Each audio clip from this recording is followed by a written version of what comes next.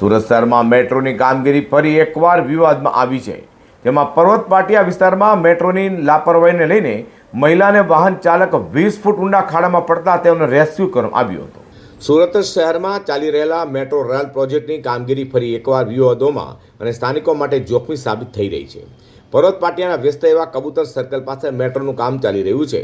આજે સાંજે અહીં રસ્તા પરથી પસાર થઈ રહેલા વાહન ચાલક મહિલા સહિત બે અચાનક જ ખુલ્લા ભયજનક ખાડામાં પટકાયા હતા। મેટ્રો પ્રોજેક્ટ માટે બનાવવામાં આવેલો આ ખાડો અંદાજે 20 ફૂટ ઊંડો હોવાનું જણાવાયું છે। ઘટના બનતા જ આસપાસના લોકો દોડી આવ્યા હતા અને તાત્કાલિક સ્થાનિક પ્રશાસન તથા મેટ્રોના અધિકારીઓને પણ આ બાબતની જાણ કરવામાં આવી હતી।